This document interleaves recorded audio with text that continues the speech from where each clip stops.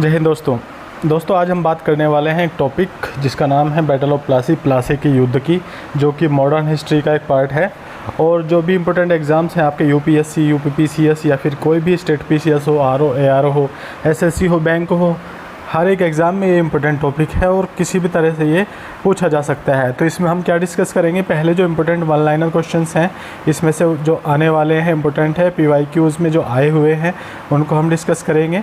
उसके बाद इसके 25 इम्पोर्टेंट क्वेश्चंस पीवाईक्यू बेस्ड हमने क्रिएट किए हैं जो कि इसी पीडीएफ में हैं। अगर वो भी आपको चाहिए तो आप पीडीएफ को डाउनलोड कर सकते हैं, कमेंट बॉक्स में और डिस्क्रिप्शन में उसका लिंक दे दिया जाएगा। तो चलिए अपने टॉपिक को शुरू करते हैं। टॉपिक का नाम है बैटल ऑफ प्लासी। सबसे पहले हम हिंदी में पढ़ रहे हैं, हिंदी के बाद में ही इंग्लिश में भी इसको टॉपिक को आपको एक्सप्लेन किया गया है। अगर आप इंग्लिश में पढ़ना चाहते हैं तो इंग्लिश में भी ये अवेलेबल हो जाएगा। सेम एक ही पीडीएफ में पूरा टॉपिक कवर किया जाएगा और 25 क्वेश्चन जो इम्पोर्टेंट हैं एमसीक्यू बेस्ड वो भी इसी पीडीएफ में आपको दे दिए जाएंगे, जिसको आप ₹1 में जाके डाउनलोड कर सकते हैं, जिसकी वैल्यू ओनली एंड ओनली ₹1 है। चलिए अब टॉपिक स्टार्ट करते हैं। तो बैटल ऑफ प्लासी का हम सबसे पहले आपको एक शॉर्ट ट्रिक बता देते हैं याद रखने के लिए कौन कौन सी 5 चीज़ें आपको याद रखनी है, जिसको आप बैंक BANCS बैंक्स के नाम से याद रखेंगे। B मतलब बैकग्राउंड पहले हम पढ़ेंगे, उसके बाद A मतलब एक्टर्स, मुख्य किरदार कौन कौन रहे हैं। N मतलब नेचर ऑफ बैटल, युद्ध का स्वरूप क्या था और तारीख क्या थी। C मतलब कॉन्सिक्वेंसेस, मतलब इसके परिणाम क्या रहे, कौन कौन सी इसकी संध्या थी। और लास्ट में हम पढ़ेंगे स्टेटमेंट्स, यानी कि इतिहासकार जो हमारे रहे हैं उन्होंने इसके बारे में क्या क्या स्टेटमेंट दिए हैं, वो भी क्वेश्चंस एग्ज़ाम में पूछ लिए जाते हैं। तो सबसे पहला जो टॉपिक है बैंक्स में बैकग्राउंड की बात करते हैं। तो इसको याद रखने की, बैकग्राउंड को याद रखने की भी एक टेक्निक है, FDB से आप याद रखेंगे। पहला है FF का मतलब है फरमान। तो 1717 में मुग़ल सम्राट फ़र्रुखशियार ने कुछ फरमान जारी किए थे कि ब्रिटिश अधिकारियों को निजी व्यापार में उपयोग जिनका हो सके। और उसके बाद है D सिराजुद्दौला की अनुमति के बिना ही अंग्रेज़ों द्वारा कलकत्ता की सैन्य किलाबंदी कर दी गई थी। D मतलब डिफेंस या फिर फोर्टिफिकेशन, इसका मतलब होता है किलेबंदी। ये मतलब एक अंग्रेज़ों द्वारा किला तैयार किया गया था जो वहाँ का सुल्तान था सिराजुद्दौला, उसको बताया नहीं गया था और कलकत्ता में उन्होंने अपनी मर्ज़ी से ही किला बना दिया था। लास्ट में B मतलब होता है ब्लैक होल ट्रेजिडी। इस ट्रेजिडी को ब्लैक होल के नाम से क्यों जाना जाता है, जे हॉलवेल ने बताया कि 1756 में कुछ ब्रिटिशर्स को बंदी बना के रखा गया था जिनकी दम घुटने से मौत हो गई थी। तो इमीडिएट इसका क्या प्रभाव हुआ कि ये वार में तब्दील हो गया, मतलब बैटल ऑफ प्लासी शुरू हो गया। उसके बाद हम बात कर लेते हैं नंबर 2 यानी कि एक्टर्स, यानी कि इसके मुख्य किरदार कौन कौन से रहे हैं, ये हम बात करते हैं। अब हम बात करते हैं इसके मुख्य किरदारों की। तो इसको याद रखेंगे हम, नवाब अकेला अंग्रेज़ चालाक से। ब्रिटिश में कौन नेतृत्व कर रहा था, रॉबर्ट क्लाइव, जो कि सैन्य शक्ति तो उसके पास थी ही, लेकिन सैन्य शक्ति होने के बाद भी उसने रिश्वत का सहारा लिया। जो नवाब के जो कोर्ट में जो लोग थे उनको भी अपनी तरफ मिलाने का काम इसने किया था। वफादार सैनिक जो हैं मीर मदान और मोहनलाल, ये जो बंगाल का नवाब था उसके वफादार थे। दोनों नवाब के प्रति लड़ते हुए मैदान में वीरगति को प्राप्त हो गए थे। ठीक है, अब साजिशकर्ता थे जो कि रॉबर्ट क्लाइव ने अपने पास मिला लिए थे। उनको नाम याद रखने के लिए आप MRJ सोट्रिक याद रखेंगे। M मतलब मिर्ज़ाफ़र, R मतलब राय दुर्लभ और J मतलब जगत सेठ, जो बंगाल का सबसे अमीर बैंकर था जगत सेठ। ठीक है, और व्यापारी भी था। राय दुर्लभ क्या था, नवाब का दूसरा सेनापति था, और मिर्ज़ाफ़र भी नवाब का मुख्य सेनापति था। तो इन तीनों को क्या किया था, रिश्वत दे के जो लॉर्ड क्लाइव है, रॉबर्ट क्लाइव है, उसने अपनी तरफ मिला लिया था। ठीक है, उसके बाद हम तीसरे नंबर पे बात करते हैं बैंक्स में। हम N पर पहुंच गए हैं अभी, nature of battle. Nature of battle में हम पढ़ेंगे कि तारीख और स्थान क्या क्या था। 23 जून 1757 का हुआ था और हुगली नदी, भगीरथ के नाम हुगली है वहाँ पे, हुगली नदी के तट पर हुआ था और इसको प्लासी के मैदान में लड़ा गया था, इसलिए इसको बैटल ऑफ प्लासी कहा जाता है।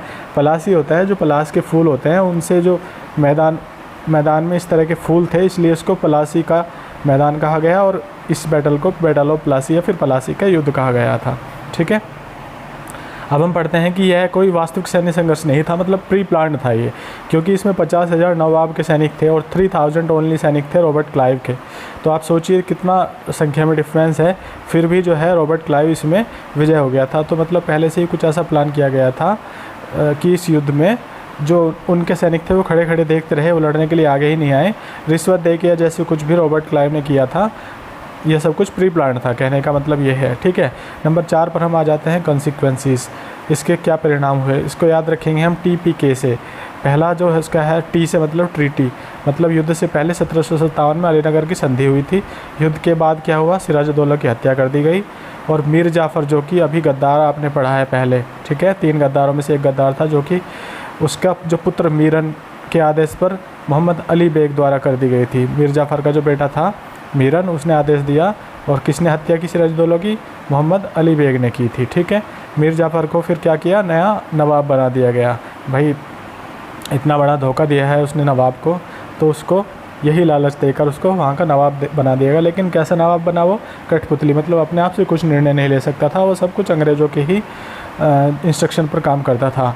उसके बाद हम TPK में दूसरा हम पॉइंट याद रखेंगे, पी मतलब होता है प्लंडर या फिर N24 परगनाज। तो मीर जाफ़र ने क्या किया था, अंग्रेज़ों को कलकत्ता के दक्षिण में स्थित 24 परगना की बहुमूल्य जमींदारी पुरस्कार में दी थी।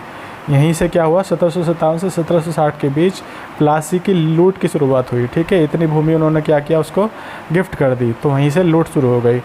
के मतलब किंग मेकर, तो ईस्ट इंडिया कंपनी एक शुद्ध व्यापारिक संस्था से बदलकर बंगाल की वास्तविक किंग मेकर बन गई थी, क्योंकि भाई मीर जाफ़र तो उनका गद्दी पर बैठा दिया उसने, जो कि क्या था, एक कठपुतली था उनका, अपने आप को कुछ निर्णय लेना नहीं था उनको, जो कंपनी का ही वो वफादार बन गया था। तो अभी पूरा का पूरा बंगाल कंपनी के हाथ में आ गया था। तो रॉबर्ट क्लाइव को बंगाल का गवर्नर बना दिया गया था, ठीक है। उसी के आदेश पर वहाँ का जो नवाब था वो भी काम कर रहा था। उसके बाद हम स्टेटमेंट, लास्ट टॉपिक है ब्रैंक्स में आपका एस स्टेटमेंट की हम बात कर लेते हैं। तो ये 3 स्टेटमेंट आप याद रखने हैं जो हर बार एग्ज़ाम में पूछे जाते हैं। पहला है KM पडिक्कर द्वारा प्लासी का युद्ध एक युद्ध नहीं बल्कि एक सौदा था, जिसमें बंगाल के अमीर सेठों और मीर जाफ़र ने नवाब को अंग्रेज़ों के हाथों बेच दिया था। ये आप सभी जान गए होंगे कि कितनी बड़ी सेना लेकर भी वो हार गया था, ठीक है। तो ये हमारा KM पडिक्कर ने कहा था। दूसरा है नवीन चंद्र सेन का स्टेटमेंट है। उन्होंने कहा है कि प्लासी का परिणाम भारत के लिए एक शाश्वत दुख की काली रात थी, क्योंकि वहीं से क्या हुआ था, जो अंग्रेज़ों ने पूरा बंगाल पर कब्जा कर लिया था और बंगाल ही उस समय जो था पूरा एक रीजन था जहाँ से बहुत ज़्यादा व्यापार होता था, विदेशों में जाता था। तो वहीं से लूटपाट की शुरुआत बहुत ज़्यादा हो गई थी, तो उसको एक काली रात की संज्ञा दी थी किसने, नवीन चंद्र सेन ने। तीसरा विलियम पिट, जो कि एक ब्रिटिश PM था, उसने क्या कहा था, रॉबर्ट क्लाइव को सैन्य सूझबूझ की प्रशंसा करते हुए उसे स्वर्ग से उतरा हुआ सेनापति कहा था। भाई वो अंग्रेज है तो अपने लोगों की प्रशंसा तो वो करेंगे ही, भले ही उसने धोखाधड़ी करके बंगाल के नवाब को हराया, उस सिराजुद्दौला को, बट जो वहाँ का जो ब्रिटिश PM था उसने उसको क्या बोला, हेवन बोर्न जनरल, यानी स्वर्ग से उतरा हुआ सेनापति। तो इस तरह से आप इसको बैटल ऑफ प्लासी को जो इंपॉर्टेंट चीज़ें हैं, इंपॉर्टेंट टॉपिक्स हैं, वो मैंने आपको बता दिया है, आप इसको याद रख सकते हैं। और इसके 25 इंपॉर्टेंट क्वेश्चंस हमने बनाए हैं। ये इसके PDF में नीचे आपको इंग्लिश में सेम जो मैटर आपको हिंदी में मैंने पढ़ाया है वो इंग्लिश में मिल जाएगा। उसके बाद हम आपको क्वेश्चन दे रहे हैं इसमें 25। जैसे पहला क्वेश्चन है, बंगाल में किस नवाब ने यूरोपीय व्यापारियों की तुलना मधुमक्खियों से की थी? तो इसका आंसर है B, अलीवर्दी खान, ठीक है। बंगाल का नवाब था अलीवर्दी खान। तो जो यूरोपियंस जो व्यापारी थे, जिसमें चाहे फ्रांसीस हों या फिर अंग्रेज़ हों, सभी की तुलना जो है मधुमक्खियों से की गई थी। दूसरा है, प्लासी के युद्ध से ठीक पहले रॉबर्ट क्लाइव और सिराजुद्दौला के बीच कौन सी संधि हुई थी? जो आपने ऊपर पढ़ाई है अभी, अलीनगर की संधि हुई थी। तीसरा क्वेश्चन है, ब्लैक होल त्रासदी का एकमात्र मुख्य ब्रिटिश चश्मदीद गवाह कौन था? J.Z. हॉलवेल, ठीक है, यह भी आपने पढ़ा है। तो इस तरह से जो मैटर आपने ऊपर पढ़े हैं उससे आप सारे के सारे 25 क्वेश्चन लगा सकते हैं। वीडियो बहुत लंबी हो जाएगी, ये क्वेश्चन आप अपने आप से भी सोल्व कर सकते हैं। डाउनलोड करने के लिए क्लिक कर देना कमेंट बॉक्स में या फिर डिस्क्रिप्शन बॉक्स में जाके आप मात्र ₹1 में इस PDF को परचेज़ कर सकते हैं। अगर वीडियो अच्छी लगी हो तो वीडियो को लाइक करें, चैनल को सब्सक्राइब करें। ऐसे ही इंपॉर्टेंट टॉपिक्स के वीडियो हम अपने चैनल पर लाते रहते हैं। जय हिंद।